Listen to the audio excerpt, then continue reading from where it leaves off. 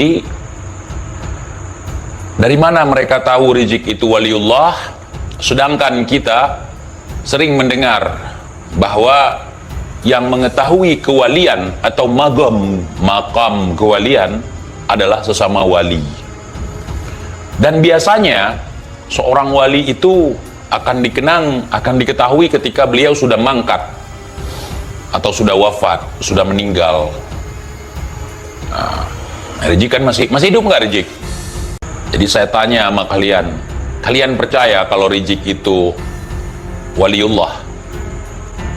Kata si Naufal Al-Idrus, dia waliullah loh. Kalau nggak cinta sama dia, kalau nggak cinta sama Rizik nih, kita nggak ada tempat di hati Sinopel. Nggak usah, ngapain gua di hati lu? Cukup gua di hati keluarga gua, di hati bini gua udah.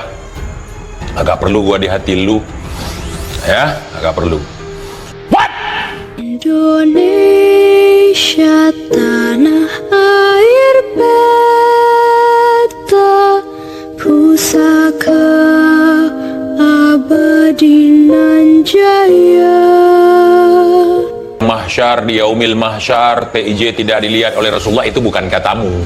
Karena Rasulullah itu tidak seperti kalian, jauh. Rasulullah itu tidak pendendam, ya, tidak, akhlaknya jauh sekali dari kalian. Justru ketika kalian ngaku-ngaku sebagai cucu Nabi, kalian di situ menistakan Nabi Muhammad yang akhlaknya jauh sekali dari akhlak Nabi. Ketika kalian ngaku-ngaku seperti Sayyidina Ali, yang keras, yang tegas, kalian bukan tegas, caci maki. Jadi harus bisa dibedakan, ya. Jangan sampai kita suka caci maki, menghina orang lain, kemudian kita samakan dengan Sayyidina Ali. Kita samakan dengan Sayyidina Umar bin Khattab. Nggak boleh seperti itu agama kita, nggak boleh. Kalau memang kalian memaksakan, ya sudah, tinggal tunggu roastingan gua aja. Ada pengikut si Rizik koar-koar di depan budak-budak mereka bahwa ada seorang lelaki, ceritanya mimpi ya, yang mimpiin katanya Al-Habib Umar bin Hafiz bermimpi bahwa datang seorang pemuda yang gagah. Gua pas dibilang gagah waktu itu, gua masih dukung Rizik, tapi pas dibilang gagah, gua agak tersentak sedikit. Kalau dia gagah, terus gua gimana nih? Kalau Riziknya gagah, TIJ terus gimana nih? Lebih gagah dong, di atas gagah dong, atau gimana? Saya nggak tahu standar kegagahan dari pandangan dan pemikiran mereka. Ya, standar gagah itu seperti apa? Gua nggak tahu dari kelompok mereka itu.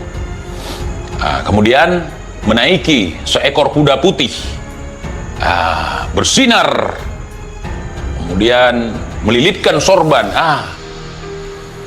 Dialah singa Allah, dialah pemimpin kita, kata Nabi Muhammad dalam mimpi Habib Umar. Kemudian Habib Umar datang ke Indonesia, ditanyakan sama seorang santri terkait mimpi itu. Langsung dibantah mentah-mentah oleh Habib Umar. Bahkan Habib Umar mengatakan, jangan percaya kalau ada orang ngomong seperti itu. Gitu. Umar matanya begini ketika sedang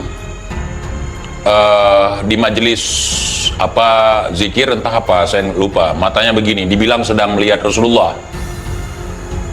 Dibilang sama pendukungnya sedang melihat Rasulullah yang datang ke majelis itu, matanya begini gitu. Kemudian si Rizik pernah bilang kalau ada orang-orang yang seperti itu khurafat, jangan percaya ikhwan, kata Rizik.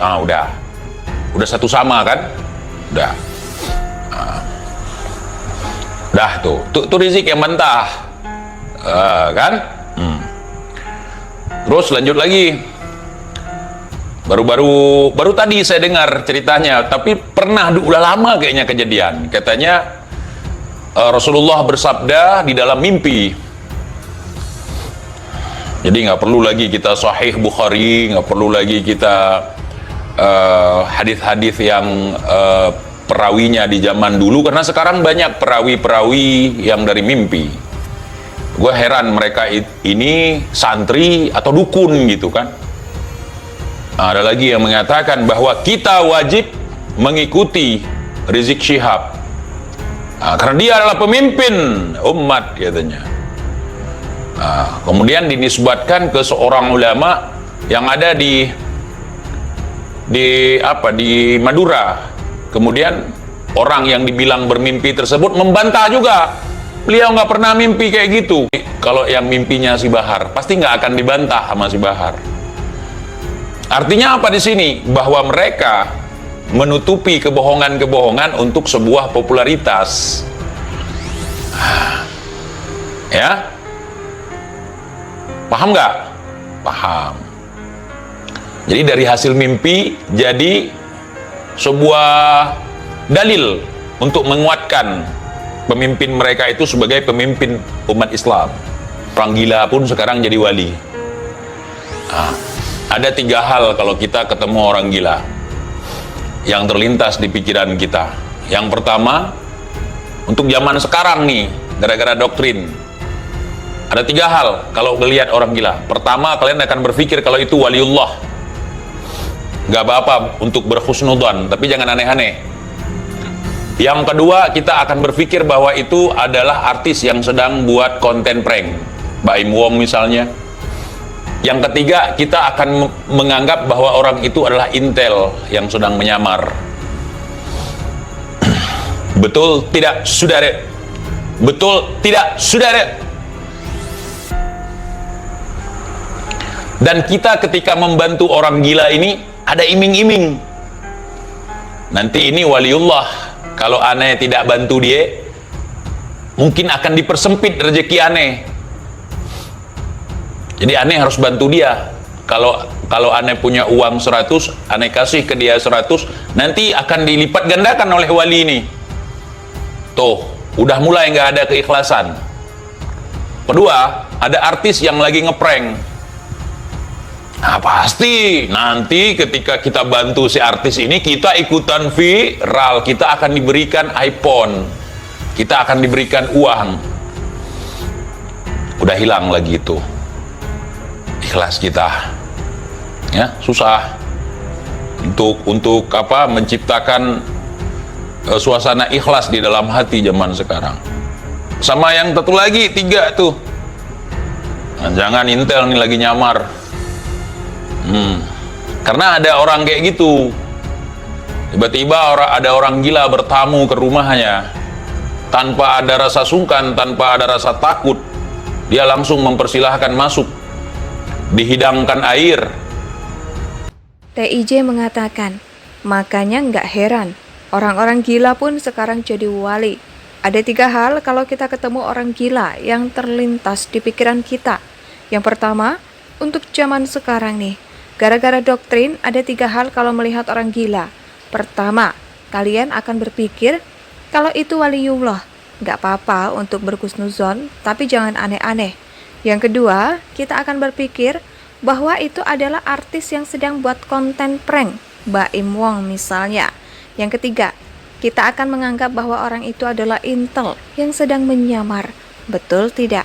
Ujar TIJ. Dihidangkan minum, dihidangkan makan, dijamu dengan baik, ditunggu pranknya berakhir. Enggak berakhir-akhir, rupanya orang gila beneran. Habis itu diusir, dimaki-maki, kurang ajar lo ya, ternyata lu gila beneran, ternyata lu bukan artis yang lagi buat prank. Sialan, habis nih kopi gua nih, habis nih kue gua di rumah gua nih. Kan jadi nggak baik, saudara. Indonesia sejak dulu kala tetap dipuja-puja bangsa.